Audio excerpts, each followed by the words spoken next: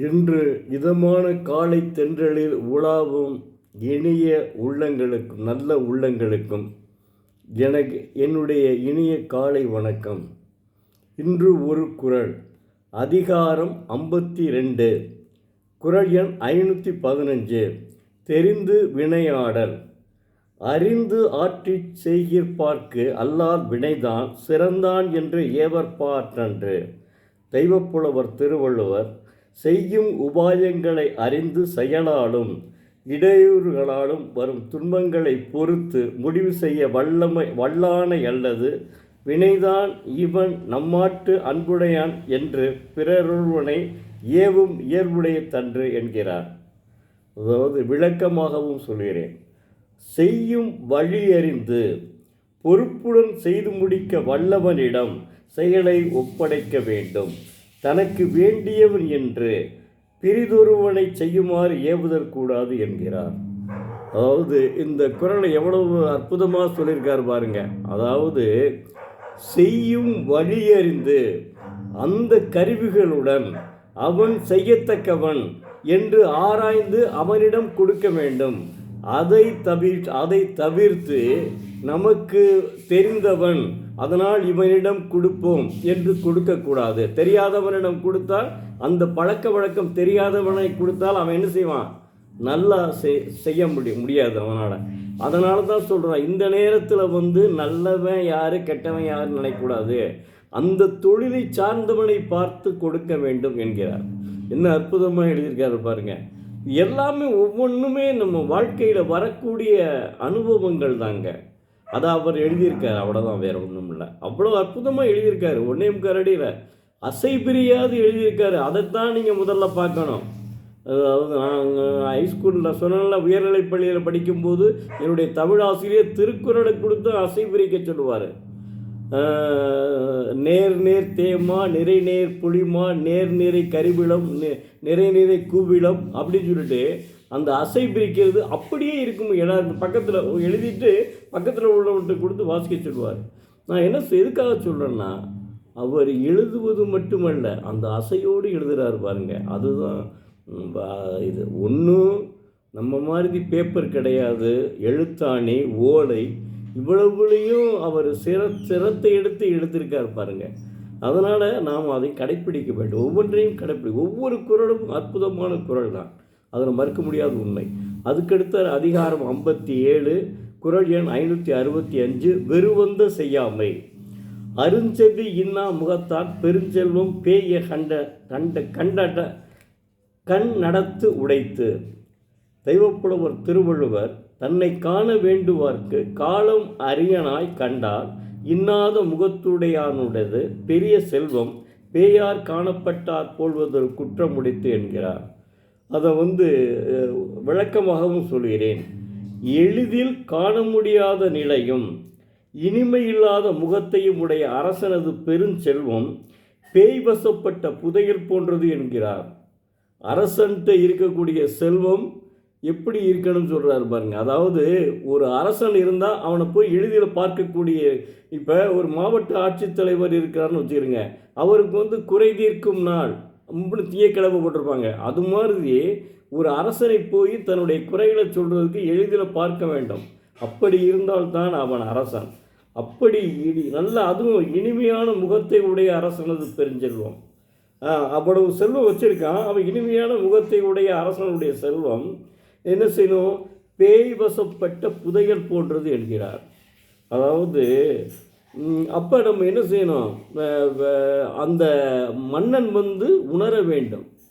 என்ன செய்யணும்? நம்ம மக்கள் அடிக்கடி பார்க்க வேண்டும், அவருக்கு வேண்டியதை நாம் கொடுக்க வேண்டும், செய்ய வேண்டும் என்ற எண்ணத்தில் இருக்க வேண்டும் அரசன். அப்படின்றத அற்புதமாக எடுத்து சொல்லியிருக்கார் பாருங்கள். மறக்க முடியாத தெய்வப்புலவருங்க.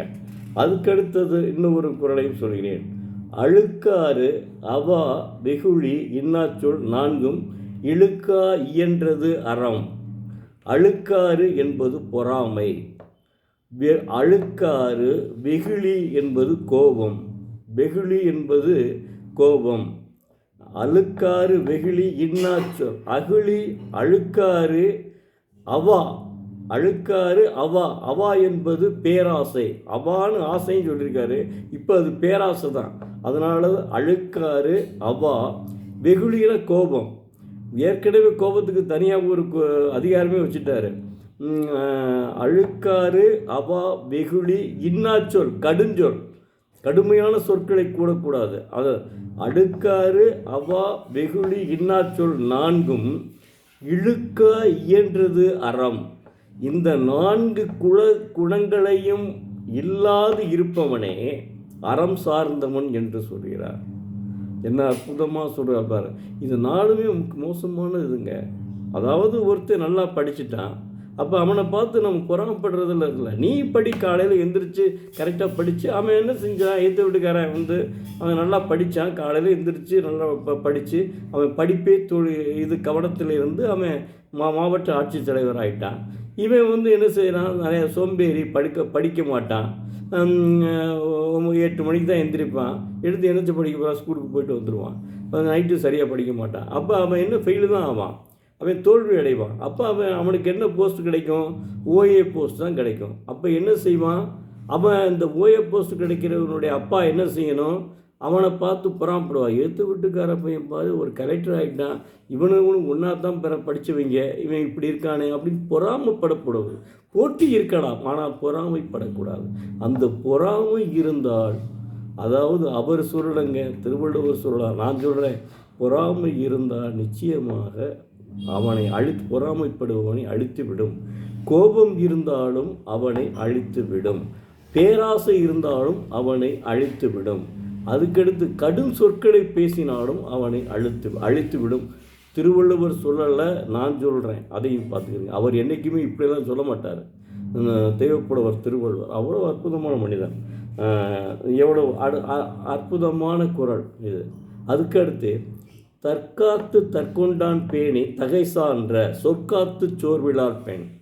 தன்னையும் காத்து தன் குடும்பத்தையும் பாதுகாத்து தங்கள் குடும்பத்தில் புகழ் வராமல், தம் குடும்பத்தில் உள்ளவருக்கு புகழ் வராமல், புகழ் கெடுக்கக்கூடாது தன் குடும்பத்தை, அப்படி என்று தன் குடும்பத்தையும் பார்த்து தன் கடமைகளிலிருந்து தவறாதவளே பெண் ஆவாள்.